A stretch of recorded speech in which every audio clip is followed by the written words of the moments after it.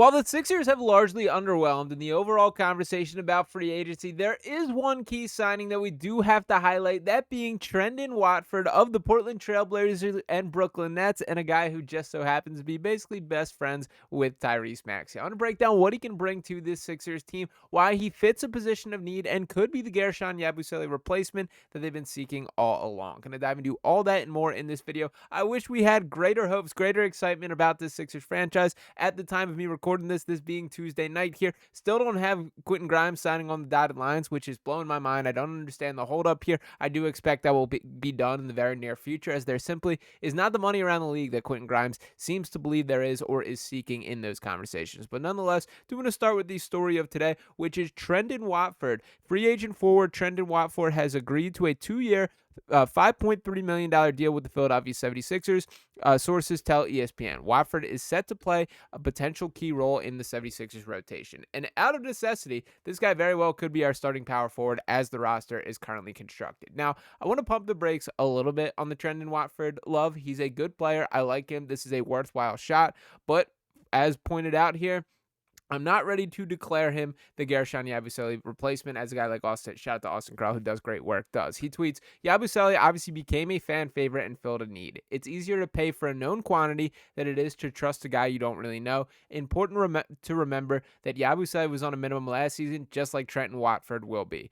He might fill the need just fine, and he very well might, but I'm not ready to put all my eggs in those baskets just yet. Now, I do want to start by talking about who Trendon Watford is. For starters, a 2-year player out of LSU, a guy who I liked in college, ultimately went undrafted, started off with the Portland Trailblazers, then ultimately came over to the Brooklyn Nets. And to dive into his stats from the NBA perspective, that pretty limited role to this point, that he has not played more than 20.8 minutes per game, which he logged this season, only played 44 games, but he did average 10.2 points, put up 3.6 rebounds per game, 2.5 assists, which I do think is a notable number there. There's a little bit of shooting ability for his career. He's a 34.9% three-point shooter on fairly limited sample size there. Has shot as well as 39.7% over the season. Wasn't much of a shooter dating back to his college days. His free throw numbers have increased a ton. I did look at the college numbers before this. He was like a 65% free throw shooter, which generally is an indicator of what kind of shooter's touch a guy does have. And to give a little bit more in-depth on Watford here, my guy Jacob Moreno always going in-depth as always here. So you can see the strengths and weaknesses that are broken down.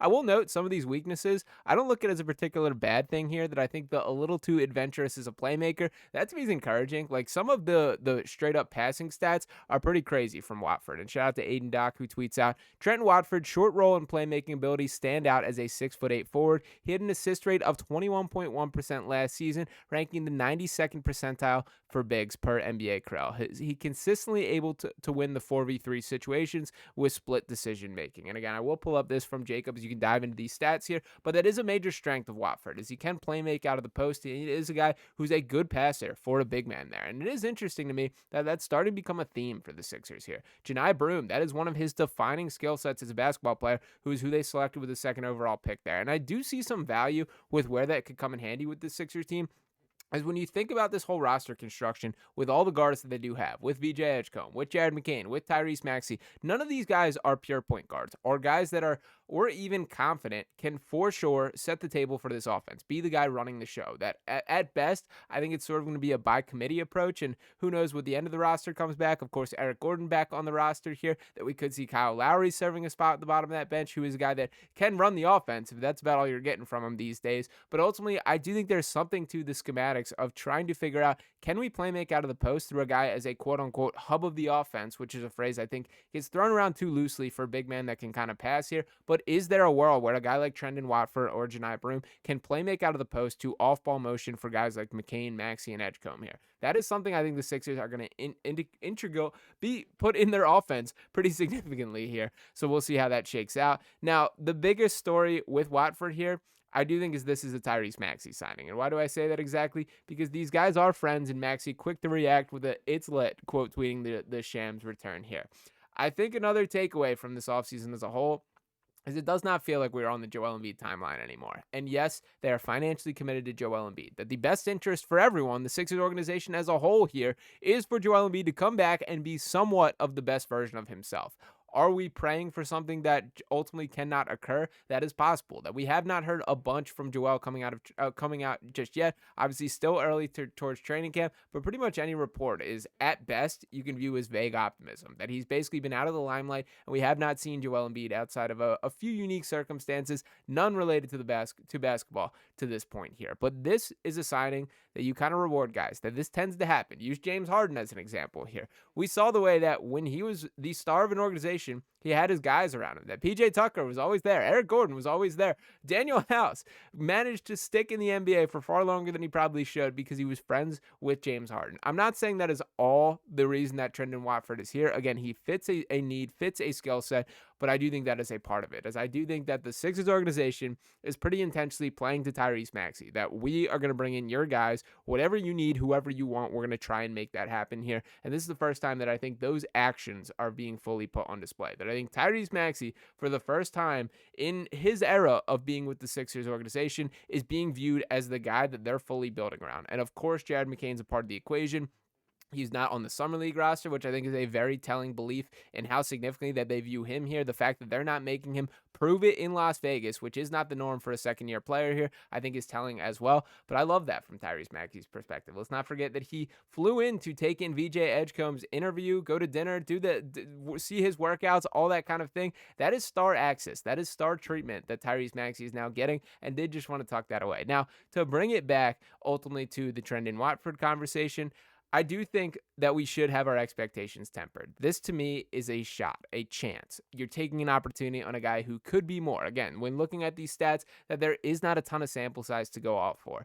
I do wish the rebounding numbers were better. And when diving into a little bit of the film here, I don't think that the guy has like the natural instincts as a rebounder the way that you would hope for. And obviously there are guys like Andre Drummond, at least for the time being, on the Sixers roster, Janai Broom on the Sixers roster, who will be a better rebounder than a guy like Watford directly here. But that is probably the biggest weakness that I see as far as where does this all fit together. It is completely clear to me that the Sixers still need a very high level rebounder and some more depth in the front court here. I don't think Watford is quite that. And while I am thrilled that they're taking this flyer, I love that he's friendly with Maxey, and I do think just his skill set will be a complement to the Sixers team, something that helps out the roster as a whole.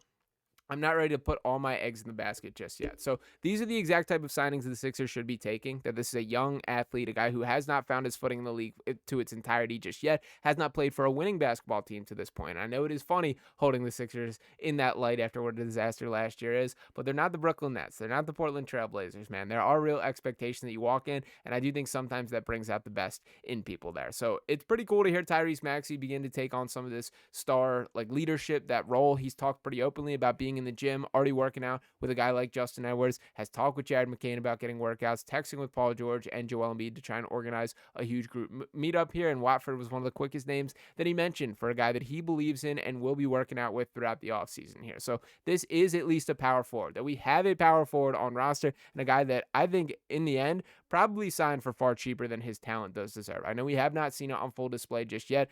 The other part about playing for losing organizations is your value tends to not inflate in the same way. Let's not forget this Sixers team signed Kelly Oubre on a veteran's minimum after he averaged 20 points per game with the Charlotte Hornets there. I'm not saying Trendon Watford is Kelly Oubre Jr. by any means, and I think there's a bit more feel and IQ to his game right from day one. I wish he was a better rebounder, but I think this guy is going to be a high-level part of the Sixers rotation that I think ultimately, when the cards do shake out and the roster is complete, that we're probably looking at this guy as like our seventh-ish man, probably the number one front court guy off the bench here, and a dude that could play far above that ceiling, that I think there is a world where he earns the starting opportunity. He does fit the youthful model that they are shifting to, still has not played his best basketball at the NBA level to this point, and hopefully he finds it here in Philadelphia. So to Trendon Watford specifically, welcome to Philadelphia, my friend. That I'm grateful that he is coming. I'm grateful that it is a forward, a guy with some real deal size at 6'9" there. Shout out to Daryl Morey. I think this was a good shot to take, and we will see what the rest of the roster looks like from here. So let me know what you guys think about Watford specifically. Am I underselling him? I feel like I came off a bit more negative about him than I meant to in this video here. I do believe in the guy. I think this is the right type of approach that the Sixers should be taking. These are the right archetype of players that you should be taking risks on. Take an opportunity and see what he can fully bring to the table for the factors from a personality, from a relationship standpoint, and just the on-court impact that he can have. So shout out to Trendon Watford. Welcome to Philadelphia. Shout out to Daryl Daryl Morey for maybe fixing the Gershon Yabusele mistake. I'm not ready to give him that crown just yet, but something to keep in mind there. But let me know what you guys think about Watford in the comments below. Drop those thoughts. As always, make sure you guys are hitting that subscribe button if you have not just yet. Drop a like on this video, and I'll be back talk with you next time right here on Sixers Digest. Peace.